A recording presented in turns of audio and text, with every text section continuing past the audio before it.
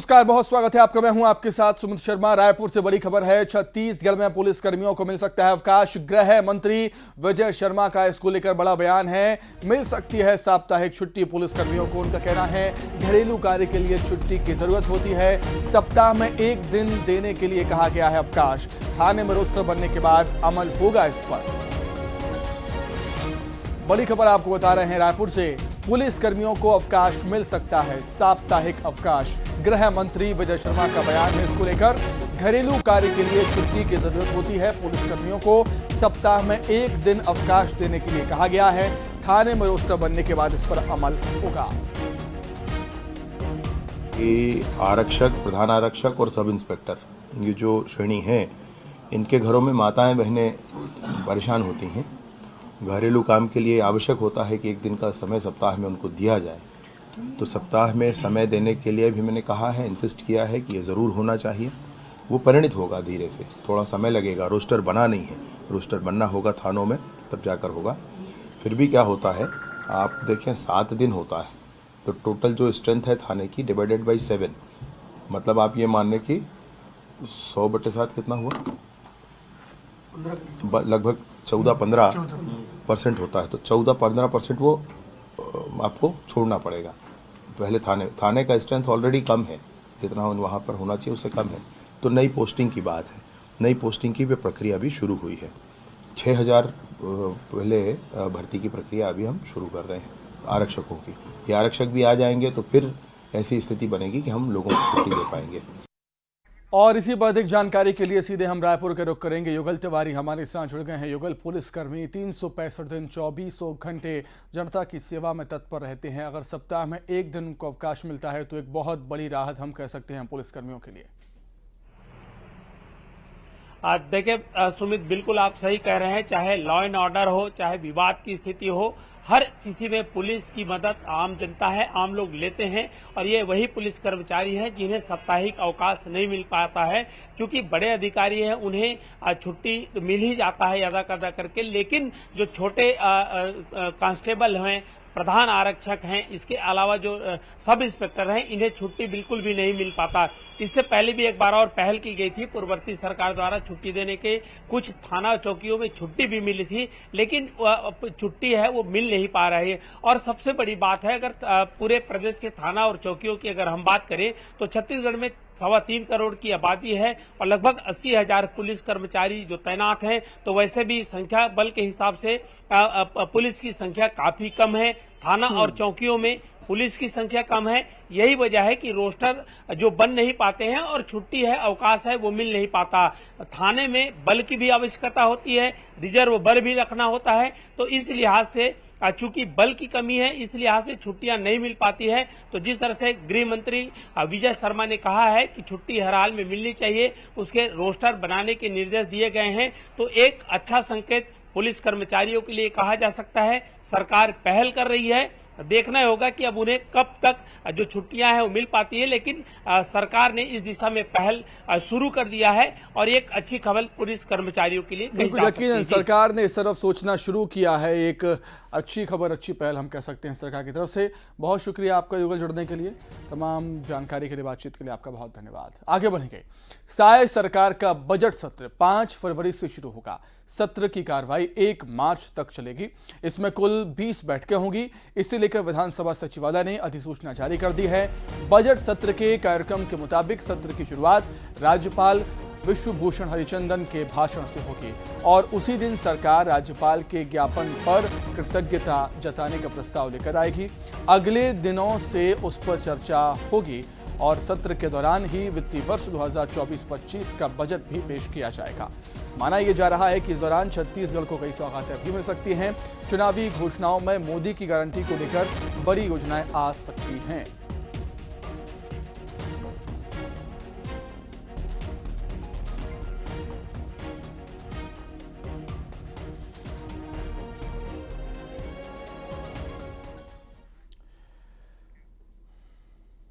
छत्तीसगढ़ की साय सरकार ने कैबिनेट की बैठक में बड़ा फैसला लेते हुए सीजीपीएससी की परीक्षा की जांच सीबीआई से कराने का फैसला किया है। वहीं सीजीपीएससी की तरह ही व्यापम मामले की भी सीबीआई जांच हो सकती है। छत्तीसगढ़ सरकार व्यापम मामले की भी सीबीआई जांच की सिफारिश कर सकती है। रिपोर्ट देखें।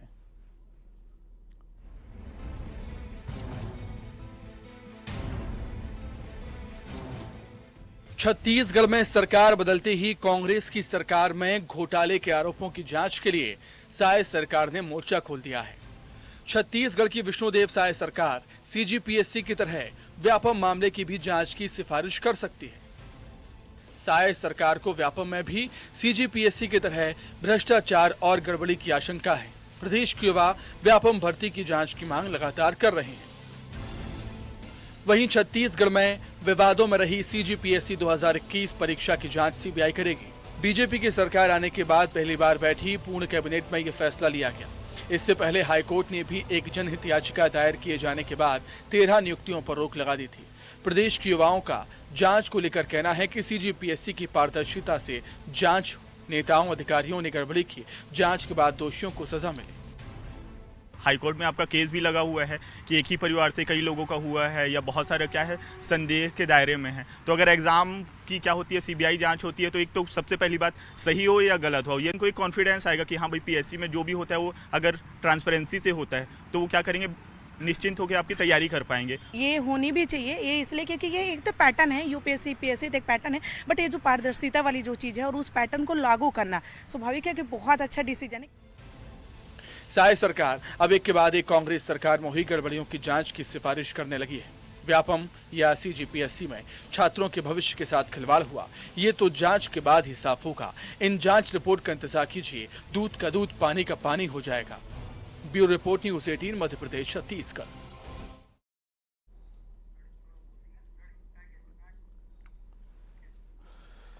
तो वहीं आप देख सकते हैं, समझ सकते हैं कि सीजीपीएससी के बाद सरकार अब व्यापम में भी सीबीआई जांच की सिफारिश कर सकती है। व्यापम में सीबीआई जांच की मांग छात्रों द्वारा लगातार उठाई जा रही है और छात्रों की इसी मांग को लेकर सरकार अब इस तरफ सोचने की पहल कर रही है, जो कि एक अच्छी बात है। छात्रों के भविष्य के साथ जो खिलवाड़ हुआ कथित तौर पर, उसका दूध का दूध पानी का पानी हो जाएगा जब सीबीआई जांच इस पर होगी। चलिए अब आगे बढ़ते हैं। छत्तीसगढ़ में बड़ी प्रशासनिक सर्जरी की गई। 89 अफसरों के तबादले किए गए, जिनमें 15 जिलों के कलेक्टर शामिल हैं। कई अफसर जो कांग्रेस में लूप लाइन में थे, उन्हें नई सरकार में नई जिम्मेदारी दी गई है। अब इनके कंधों पर नई सरकार में विकास की जिम्मेदारी होगी। छत्तीसगढ़ में नई सरकार में नई प्रशासनिक मशीनरी काम करेगी। यहां बड़ी प्रशासनिक सर्जरी हुई। 89 अफसरों के तबादले हुए, जिसमें 88 आईएएस और 1 आईपीएस अधिकारी शामिल हैं। इनमें 15 जिलों के कलेक्टर सहित कई महत्वपूर्ण माने जाने वाले विभागों से सीनियर अफसरों को हटाया गया। वहीं अभी तक लूप लाइन में पड़े अफसरों को बड़ी जिम्मेदारियां दी गई। कांग्रेस सरकार में जिन अफसरों के पास महत्वपूर्ण विभाग थे, उन्हें हटाकर अलग अलग अफसरों को दिया गया। नई सरकार ने बता दिया कि प्रदेश में अब नया सिस्टम चलेगा। बड़े पैमाने पर हुई प्रशासनिक सर्जरी पर डिप्टी सीएम विजय शर्मा ने कहा कि इसे व्यवस्थाओं में बदलाव के तौर पर देखा जाना चाहिए। छत्तीसगढ़ के इतिहास में आने वाले समय में ऐतिहासिक काम होंगे। से आग्रह किया है, बड़े अधिकारी थे सारे, और उनसे मैंने ये स्पष्ट कहा है कि जो दर्द मैंने देखा है नारायणा हॉस्पिटल और अन्य स्थानों पर जाकर के, तो दर्द शारीरिक भी है और परिवार का भी बड़ा दर्द है। इस दर्द का हिसाब तो लेना होगा ना, ऐसे नहीं छोड़ा जा सकता। इस दर्द का हिसाब लिया जाएगा। और नशा है जिसके कारण अपराध होता है, तो नशे में एक अलग, नशे के लिए उन्मूलन के लिए एक अलग सेल बनाया जाएगा और ताकत से काम करेगी पुलिस। मैंने उनसे स्पष्ट भी ये कहा है कि आपके पास जीवन में काम करने के लिए 35-40 साल का समय होता है, मेरे पास 4 साल का है। तो जो अच्छा मैं सोचता हूं वो काम मैं सोचूंगा कि अभी हो जाए, और इसलिए रफ्तार बढ़नी चाहिए, ऐसा मैंने कहा।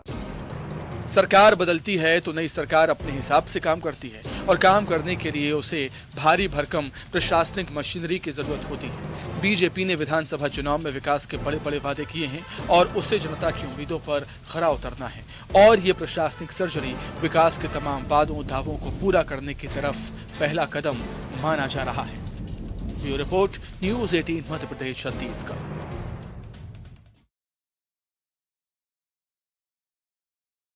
लोकसभा चुनाव पर है और इसी को लेकर दिल्ली में कांग्रेस की बड़ी बैठक हुई, जिसमें छत्तीसगढ़ कांग्रेस के बड़े नेता शामिल हुए। छत्तीसगढ़ में यह यात्रा 5 दिन और 7 जिलों से होकर गुजरेगी।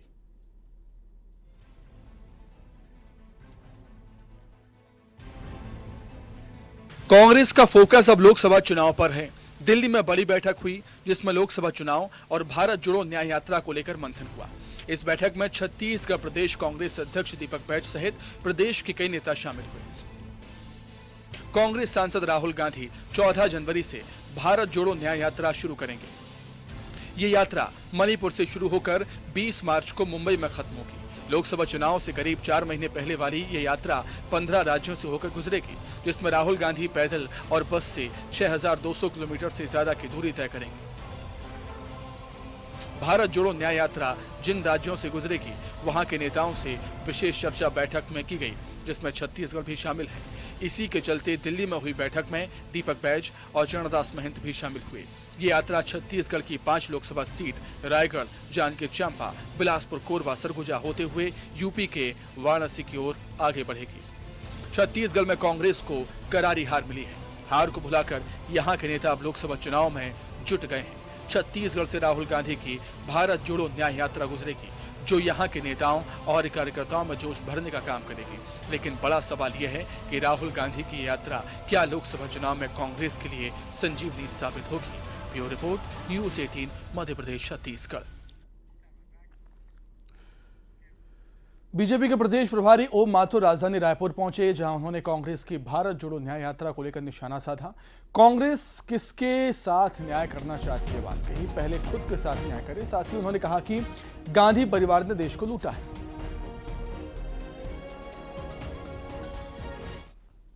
अभी न्याय यात्रा किसके साथ न्याय करना चाहते हो? पहले अपने खुद के साथ न्याय करें कि जनता उनके बारे में क्या सोच रही है। वो पहले स्वयं 65 साल तक इस देश को इस खानदान ने लूटा है, इसलिए पहले वो स्वयं अपने साथ न्याय करे, बाद में जनता से। छत्तीसगढ़ बीजेपी प्रदेश अध्यक्ष किरण सिंह देव का बड़ा बयान सामने आया। उन्होंने कहा कि आगामी लोकसभा चुनाव में बीजेपी सभी 11 की 11 सीटें जीतने वाली है। लोकसभा चुनाव में कांग्रेस का खाता भी नहीं खुलेगा। कांग्रेस किसी मुगालते में ना रहे। विधानसभा चुनाव से 3 महीने पहले ही कांग्रेस सरकार बनाने का दावा कर रही थी। 75 पार का नारा दिया गया था। वहीं लोकसभा के प्रत्याशियों के चयन को लेकर कहा कि पार्टी में संगठन स्तर पर नए चेहरों की तलाश की जा रही है।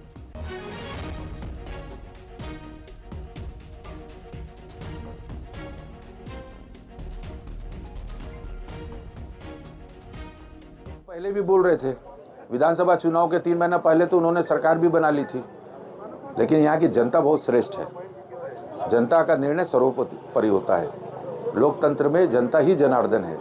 उनका निर्णय और विकास के एजेंडे पर प्रधानमंत्री आदरणीय मोदी जी की जो कल्याणकारी योजना है, और विशेषकर 5 साल में उन योजनाओं का लाभ जिनके लिए बनी है योजनाएं उन तक पहुँचने नहीं दिया कांग्रेस की सरकार के द्वारा। और इस बात को जनता ने समझा है। डबल इंजन की सरकार बनी है। निश्चित रूप से भारतीय जनता पार्टी पूरे 11 की सीट लोकसभा में जीतेगी। नए चेहरों को भी मौका मिलेगा नहीं, ये तो मैंने पहले भी कहा कि इसके लिए हमारे यहाँ पूरा एक भारतीय जनता पार्टी में राष्ट्रीय स्तर से लेकर प्रदेश स्तर तक वरिष्ठ नेताओं की एक बहुत अच्छे से वो बनी, राष्ट्रीय नेतृत्व जी के नेतृत्व में बनी हुई है। समय आने पर और सभी लोग बैठकर जैसा होगा, जो अच्छा होगा, जीत के मापदंडों को देखते हुए वो तय होगा। जगदलपुर नगर निगम में घोटाले का मामला सामने आया। बताया जा रहा है कि कचरा निस्तारण करने के लिए एक डंपिंग यार्ड बनाया गया था, मशीन भी लगाई गई, लेकिन कचरे का निस्तारण नहीं हो पाया। देखिए,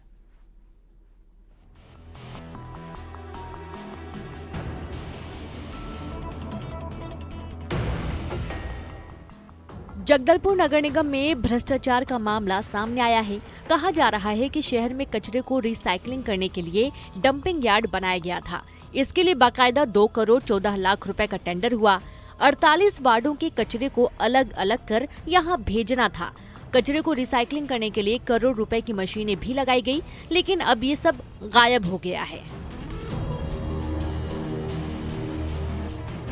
अब डंपिंग यार्ड के कचरे पर मिट्टी डाली जा रही है। कहा जा रहा है कि इस पर अब नगर निगम पौधारोपण करेगा। ये पूरा शहर का 48 वाट का कचरा है और इसे यहाँ डंप किया गया है। साथ ही इस कचरे को रिसाइकिल बिन करने के लिए बाकायदा एक मशीन भी मंगवाई गई थी, लेकिन वो मशीन अभी नादाराद है। साथ ही सबसे बड़ी बात यह है कि अब ये जो कचरा है, इस कचरे के ऊपर मिट्टी डाला जा रहा है, जबकि नीचे पूरा शहर का कचरा पड़ा हुआ है, जिसमें कांच है, पॉलीथीन है, साथ ही अन्य चीज़ है। उन कचरे को साफ करने के बाद ही इसके ऊपर मिट्टी डालकर प्लांटेशन करने की बात निगम द्वारा की जा रही थी। नगर निगम में नेता प्रतिपक्ष संजय पांडे करोड़ों रुपए की बंदर बांट के आरोप लगाए हैं। विपक्ष ने महापौर और अधिकारियों पर भ्रष्टाचार का आरोप लगाया है। देखिए, जब ये टेंडर हुआ था, बहुमत के आधार पर इन्होंने पास किया। हम लोगों ने इसका बहुत विरोध किया, क्योंकि ये वास्तव में बहुत बड़ा घपले का मामला है। 2 करोड़ 15 लाख का ये मामला डंपिंग यार्ड में उस ठेकेदार को दिया गया, मैनेजमेंट करके किया गया। दिल्ली का ठेकेदार था, 2 बार टेंडर किया गया। जब इनके चहेते ठेकेदार को दिया गया, उसको काम दे दिया गया। वस्तुतः टाइम लिमिट भी हो गया, ख़त्म भी हो गया है, परंतु आज तक वो ठेकेदार उसको जितना काम करके देना था वो करके नहीं दिया है। कचरे के ऊपर कचरे का निष्पादन होना था, वहाँ से प्लास्टिक के मीटर जो नॉन डिग्रेडेबल आइटम थे उसको हटाना चाहिए था, और उसके बाद उसको वहाँ पर 1 मीटर मिट्टी फिलिंग करने के बाद उसमें प्लांटेशन करना था। विपक्ष की ओर से नगर निगम पर गंभीर आरोप लगाए जा रहे हैं, लेकिन कचरा निस्तारण के लिए जो मशीन लगाई गई थी वो कहां है? आखिर क्यों ये काम पूरा नहीं किया गया, ये बड़ा सवाल है।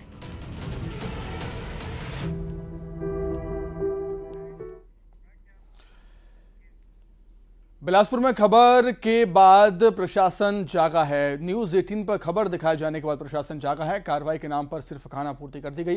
बोरवेल की सफाई कर मोटर पंप लगाया गया। अभी भी आग उगल रहा है बोरवेल, ये बात निकलकर सामने आई है। बोरवेल से गैस का रिसाव अभी भी लगातार जारी है। दहशत में है बिल्हा पौड़ी गांव की तस्वीर आपके सामने। देखिए, अभी भी माचिस की तीली पंप के पास ले जाते हैं तो ऐसी आग निकलती हुई नजर आती है। मतलब अभी भी गैस का रिसाव हो रहा है इस बोरवेल से। बिलासपुर में खबर के बाद प्रशासन ने कार्रवाई के नाम पर खानापूर्ति कर बोरवेल की सफाई कर मोटर पंप लगाया, लेकिन अभी भी बोरवेल आग उगल रहा है। गैस अभी भी बोरवेल से निकल रही है।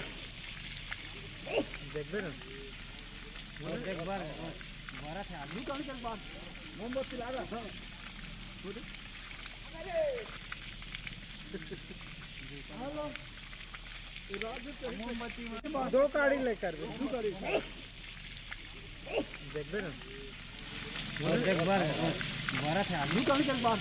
मोमबत्ती लगा था।